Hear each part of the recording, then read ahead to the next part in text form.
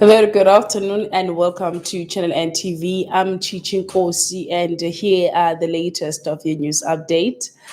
The South African of a student has given a treasury until the 4th of February this year, 2022, to actually find a shortfall at the National Student Financial Aid Scheme.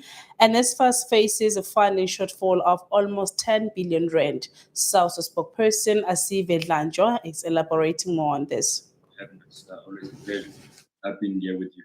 I am glad that they did not deny it because the reality is that the shortfall is there. Obviously, a decision has to be made. If there's a shortfall, I would have felt much better and encouraged if when you reached out, they said, but Saus knows that we already have that money or that money is in the pipeline.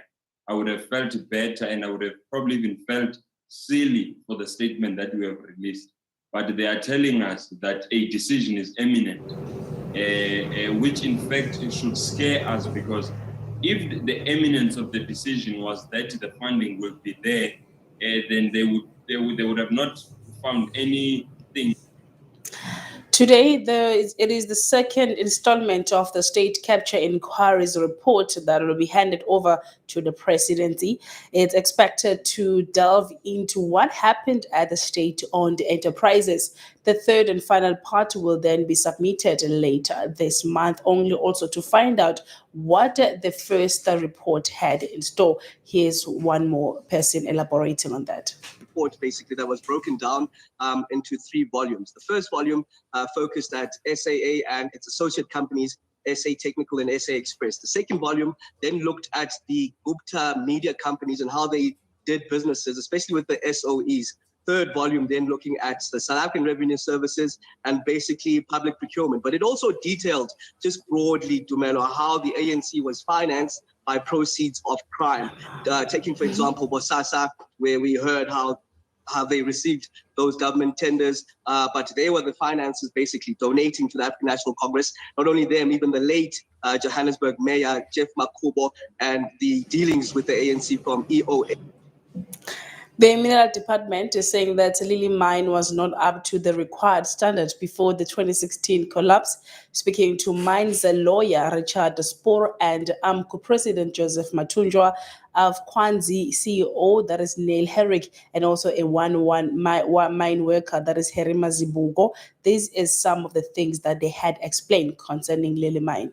Well, first of all, I'm in total agreement with Advocate Mokoena about his assessment, and that's based on the evidence we've heard during the investigation into this accident and now subsequently at the inquest into the deaths of the miners. There is no doubt whatsoever that this crown pillar was not properly designed. The company should have been was aware of the imperfections in that design, was aware of the risk of this failing, and notwithstanding that, they put surface infrastructure on top of them. And in other news, Western Cape schools are expected to return to full-time attendance from Monday, the 7th of Feb.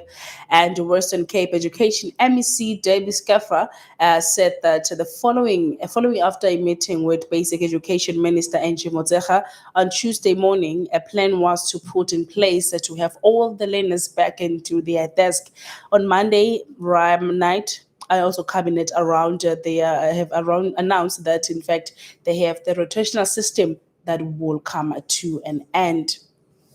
And now let us quickly just go through into the world of football, into sport, to rather look into what's happening into DStv Premiership. The East Cape Town City that has also confirmed the permanent departure of Fegri Lakay to Egyptian Pyramid Premier League outfit, that is Pyramid FC. So the player went for a deal until 2024 and will be jumping straight into the work as the Pyramids, who are currently sitting third in the position behind Zamalek FC and Al Khali. And they are also aiming to keep the league chase very much exciting this season. So now this is where we come to the end of your latest updates. Notoma Boza will be coming back at 2 o'clock, and then we'll be meeting you again at 4.